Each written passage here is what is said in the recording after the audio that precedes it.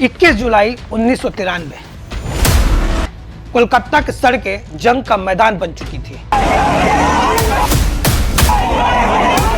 Police की गोलियां चल रही थी। 13 कार्यकर्ता मारे जा चुके थे और उस धुएं और उस कोहराम के बीच खड़ी थी एक महिला जिसने कसम खाई थी कि वो 34 साल पुराने इस कम्युनिस्ट किले को ढा दे। For these people at least, it's a welcome and long-awaited Chingol. आज 30 साल बाद वही महिला खुद एक अजय किला बन चुकी है। लेकिन क्या आपने कभी सोचा था कि जिस बंगाल ने बड़े बड़े साम्राज्यों को उखाड़ फेंका, वहां आज ऑपोजिशन वेंटिलेटर पर क्यों है? 2021 की चुनाव में अब की बार 200 पार का नारा देने वाली। अब की बार 200 के पार। जी हाँ, इसी नारे के साथ बीजेपी अब चुनावी मैदान में उतरने जा। दुनिया की सबसे बड़ी पार्टी बीजेपी आखिर ममता के पैरों के नीचे की जमीन क्यों नहीं खिसका पाई? क्या ममता बनर्जी सिर्फ एक नेता है या वो बंगाल का एक ऐसा सॉफ्टवेयर बन चुकी है जिसे हैक करना नामुमकिन है? आज के इस वीडियो में हम सत्ता के उस क्रूर खेल को समझेंगे जिसे the Bengal model of dominance कहा जाता है। राजनीति में अक्सर कहा जाता है, if you can't beat the system become the system. Mamata Banerjee ने इसे सच कर दिखाया। ममता बनर्जी की कहानी शुरू होती है 1970 में कांग्रेस के एक मामूली कार्यकर्ता के तौर पे, लेकिन उनका राइज कभी शांत नहीं रहा। मिड 20s आते आते वो ऑलरेडी वेस्ट बंगाल वुमेन्स कांग्रेस की जनरल सेक्रेटरी बन चुकी थी। 1984 में सिर्फ 29 साल की उम्र में उन्होंने पूरे देश को चौंका दिया। उन्होंने लेफ्ट के सबसे बड़े पिलर सोमनाथ चटर्जी को उनके ही गढ़ में हराया।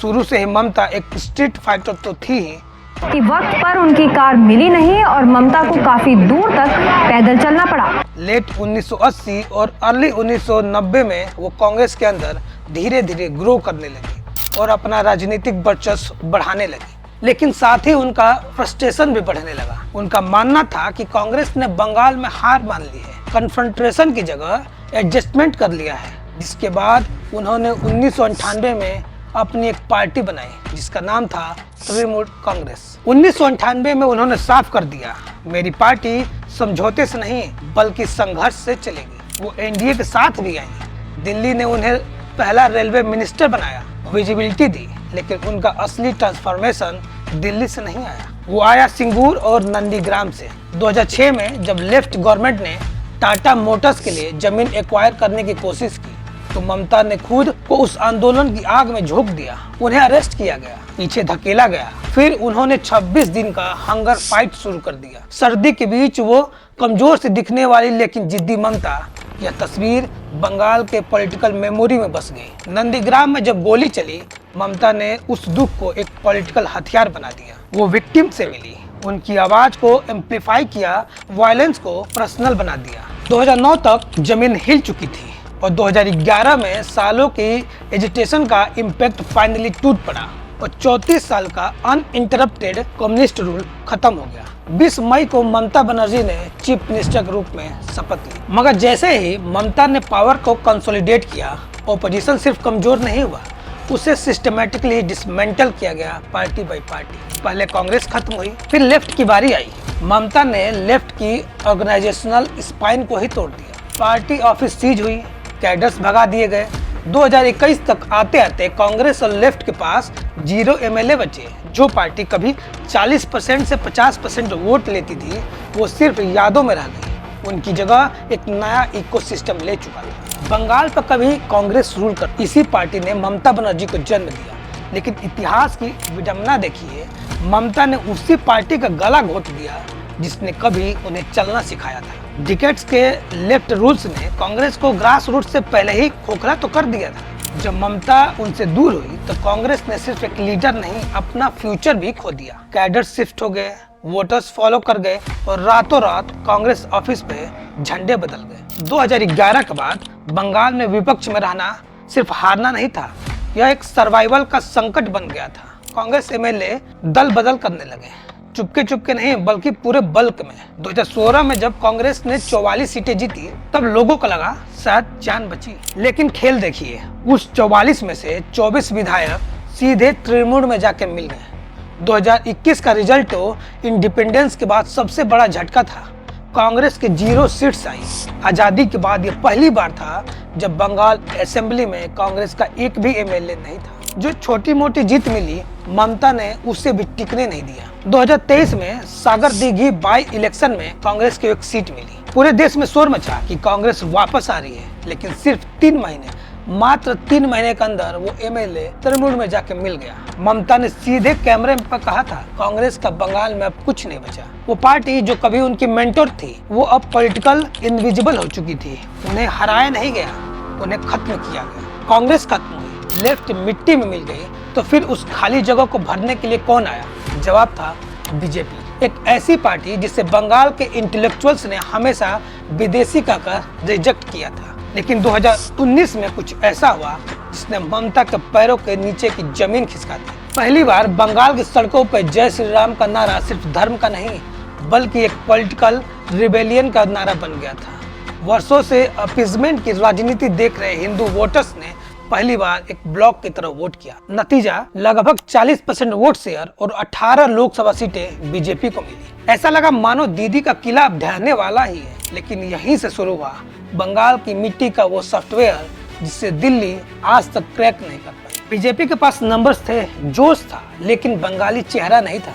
वो बंगाल को दिल्ली से था जब ममता दीदी संसद में चिल्ला चिल्ला कर घुसपैठ के लिए आवाज उठा रही थी, लेकिन उस समय उनको किसी ने नहीं सुना।